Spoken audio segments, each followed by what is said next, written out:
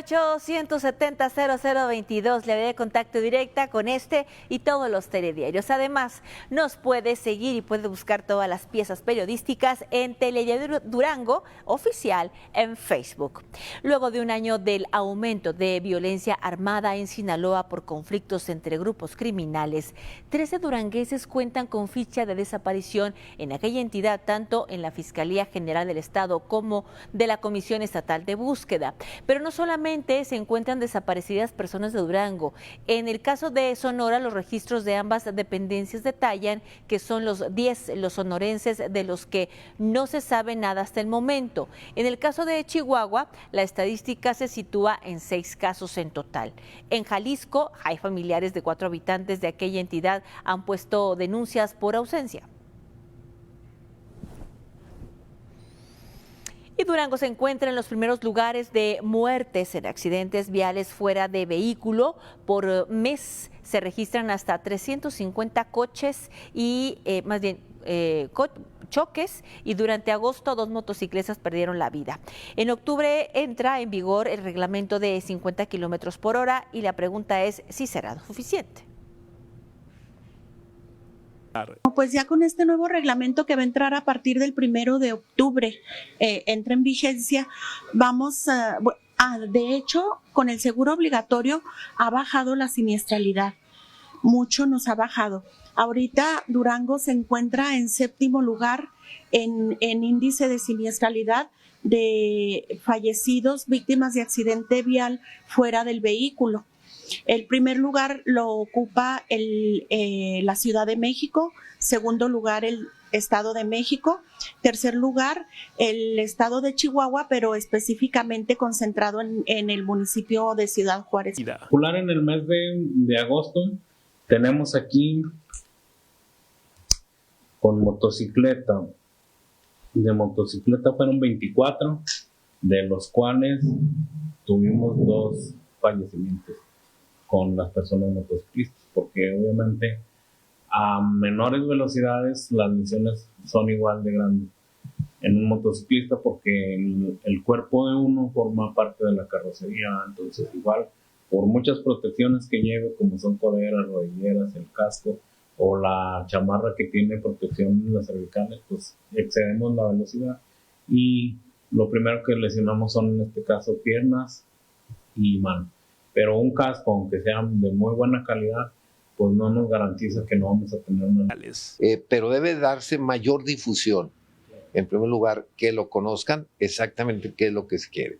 Y segundo, bueno, si alguien violenta este reglamento, tiene que haber sanción, porque si no cae en una impunidad, pues no tiene, queda en letra muerta. Pero también se tiene que tener cuidado que esto no sea un pretexto para que se sancione con un afán, ahora sí, de un moche o algo por alguna gente al conductor. Entonces ahí debe estar muy vigilante los órganos internos en este caso de inspección que se tiene que hacer para que se cumpla sin llegar a un tema de ese tipo. La parte de movilidad, hay un volumen o un de parque vehicular, entonces ya tienen las estadísticas, finalmente cada quien tendrá uso de lo que necesita moverse y creo que el impacto podría ser mínimo. De acuerdo a te mencionaba de la distribución, lo que es el principal proveedor Pemex, un alrededor de 700,000 litros de magna. Muchos temas que tienen que ver más que con reglamentación, tienen que ver con concientización. Justo el Consejo Estatal Ciudadano, como estamos el día de hoy, son opciones, nosotros como gobierno, pero sobre todo sociedad civil, establecer acciones de concientización.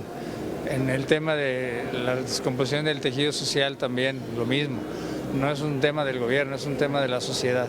Y tiene usted razón, hay que trabajar mucho con el tema de los En el marco del Día Mundial de los Primeros Auxilios y después de la tragedia que ocurrió en Iztapalapa, es importante que la sociedad conozca un protocolo para saber qué hacer en caso de una explosión o un incendio, además de cómo ayudar a los lesionados de manera correcta.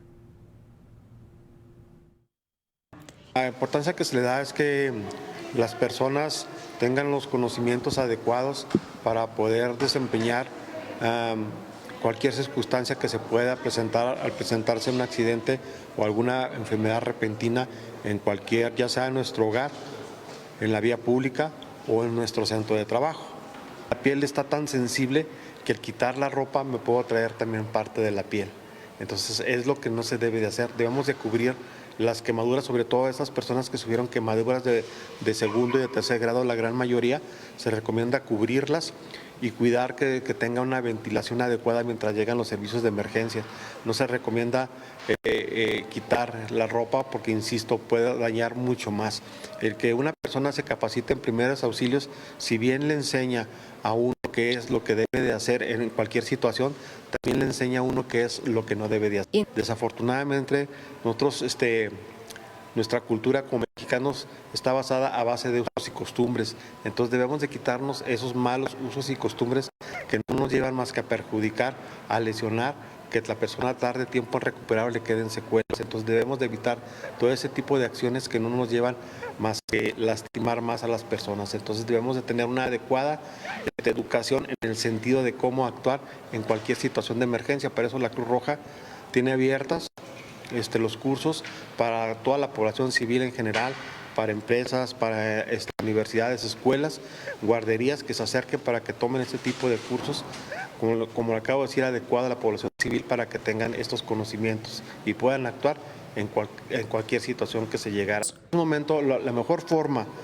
para no causar más daños es, si no estoy capacitado para poder actuar, es mejor activar los servicios médicos de emergencia.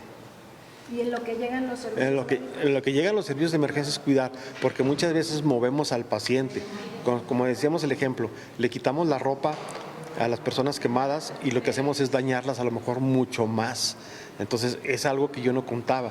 O a lo mejor muevo a la persona del lugar y no me percaté nunca que esa persona tenía una fractura o una lesión más. Y como le dije, ya se la agravé más, que tarde tiempo en recuperar. Durante todo el año estamos capacitando a todas las personas y empresas y universidades, como lo acabamos de decir, que se acerquen a esta institución a capacitar. En Durango no se tiene conocimiento que se haya comercializado combustibles conocidos como huachicol fiscal, importaciones con menos aranceles.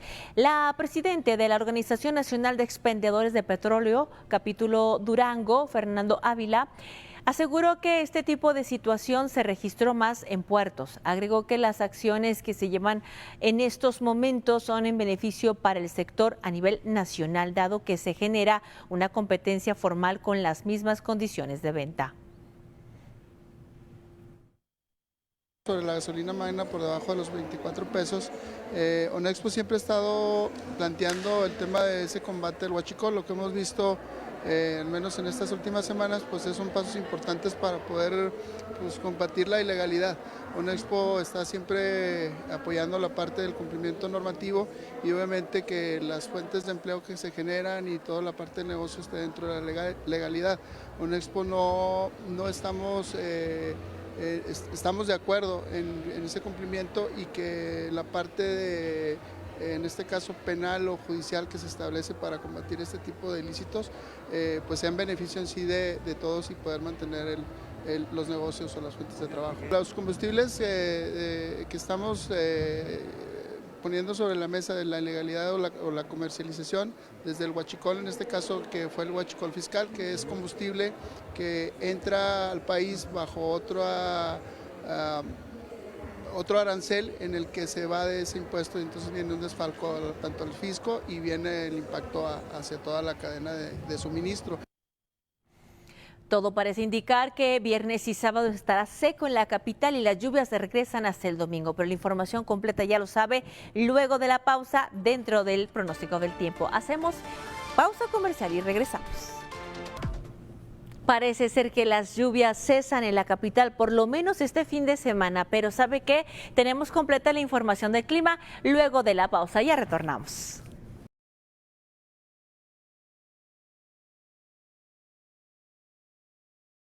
Las severas afectaciones que dejaron las inundaciones. En el fraccionamiento San Ángel, los vecinos ya han comenzado a levantar la voz y acusan a las autoridades municipales de haber otorgado permisos de construcción en parajes donde se supone que agua debería de fluir al momento de generarse una tormenta.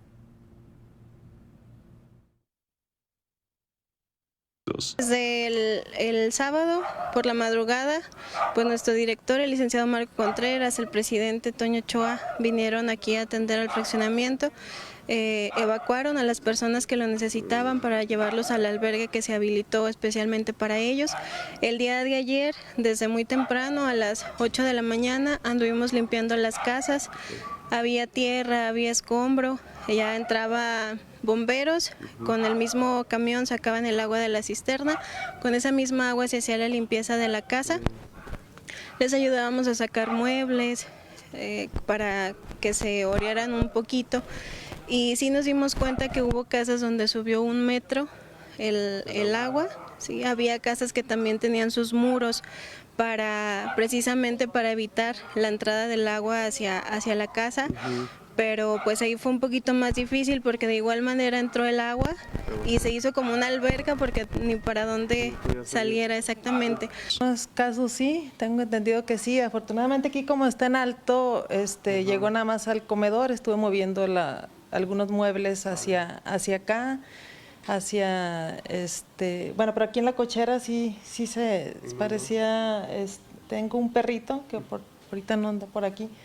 Y yo decía, pues, ¿por qué llora? Ya cuando me asomé sí estaba aquí todo inundado, ya pues lo tuve. Ha sucedido hace 23 años. ¿Se había inundado? La primera vez fue hace 24, hace 23 cuando se inundó Puertas del Sol fue la segunda ocasión. Este fin de semana estuvo muy peor. La avenida Andrómeda nunca nos había entrado el agua. ¿Y luego? Y ahora sí. Nosotros haz de cuenta que el fraccionamiento está hacia abajo. Entonces, los Segovia tienen tapado con su hierba el canal que atraviesa su terreno. Hace vuelta y toda esa agua que viene del cerro entra al fraccionamiento.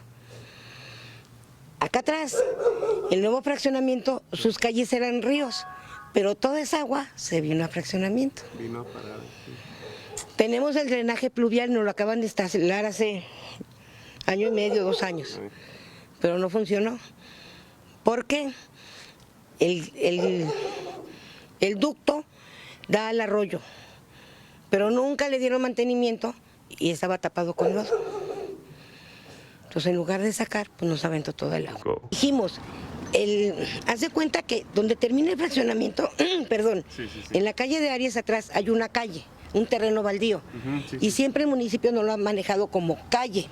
Pero está lleno de hierba y de... Exactamente, entonces la calle esa topaba con un aserradero, pero luego abría y salía exactamente a un costado del Oxxo. Autorizan la construcción de los condominios penthouse o como se llamen, y ellos cierran. Entonces el agua, en lugar de salir a la carretera, se estancó. Abrieron, ahí andaba una máquina, pero pues yo no supe si le hicieron el boquete a la barda aquella o no. Es que yo no, mira, ya no nos podemos quejar. Hace 24 años estaba en aquel tiempo a Aispuro de presidente municipal y yo me acuerdo que le comenté, dije, o sea, ¿cuánto les dieron para que ustedes autorizaran la construcción de este fraccionamiento? Si sabían que antes era una laguna. Nosotros no conocemos realmente. Entonces la naturaleza pues va a buscar su manera de regresar a su lugar. En aquellos tiempos no se va a solucionar y nos pintaron, nos pusieron las cosas esas de las calles y los sentidos y no volvieron.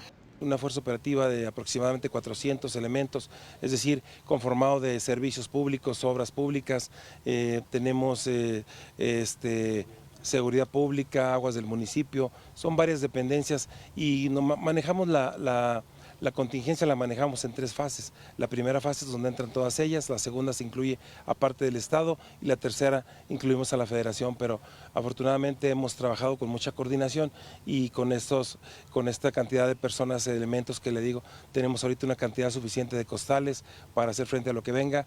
tenemos, esa se llenó con todas las dependencias, estuvo trabajando. La instrucción de nuestro presidente Toño Ochoa es estar muy coordinados y muy alertas para cualquier cosa que pueda amenazar la seguridad de nuestra ciudad. Alacranes de Durango se encuentra en estos momentos en Tepic para dar marcha a las acciones de la jornada 4 y en donde pues firmemente piensan retomar la senda del triunfo. De esto y más dentro de los deportes luego de la pausa. Retornamos. A poco más de 2 horas de la capital duranguense se encuentra Nuevo Ideal y la comunidad menonita, donde el choque cultural es notable, una cultura y religión que le ha traído al Estado riqueza y en muchos aspectos.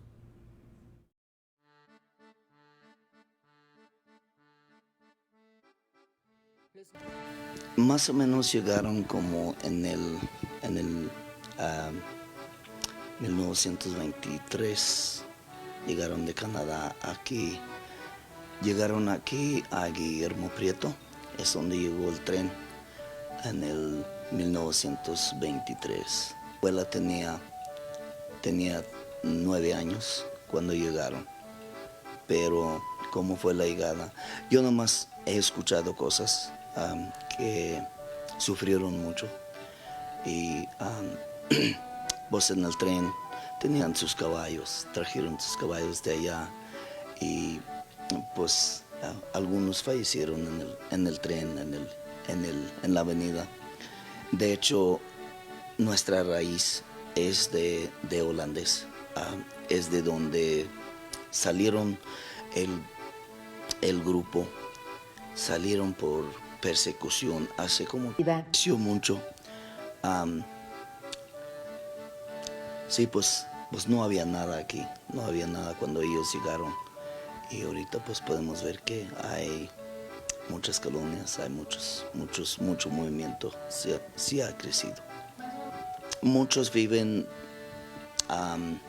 tienen vacas y están ordeñando vacas, venden la leche y pues últimamente también han sembrado muchos chiles, venden chiles y sembran chile y últimamente. Y pues tratamos de hacer negocios y así trabajando para mantener nuestra... El grupo menonita es una religión, no es una cultura. Le voy a explicar por qué puedo comprobar eso. No sé si ustedes han escuchado de Menon Simón.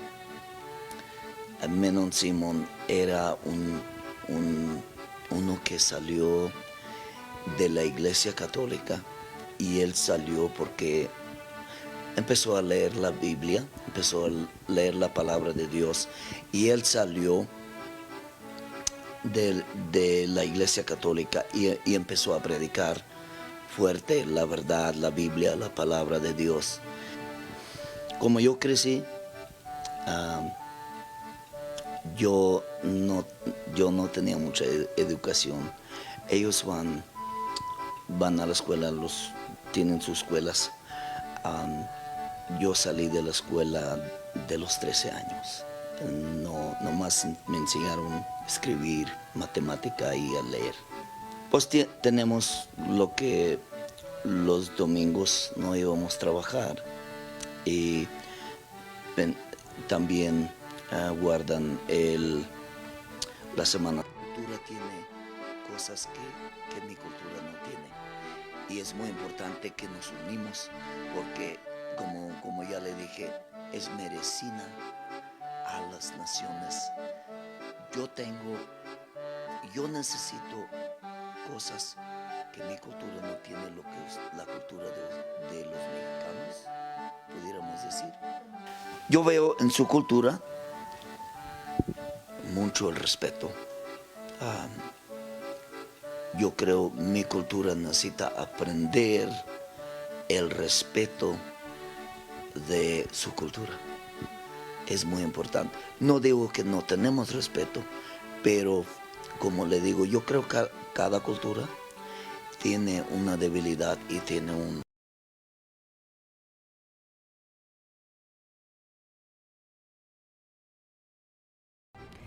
México y el mundo en un minuto luego de la pausa. Ya retornamos.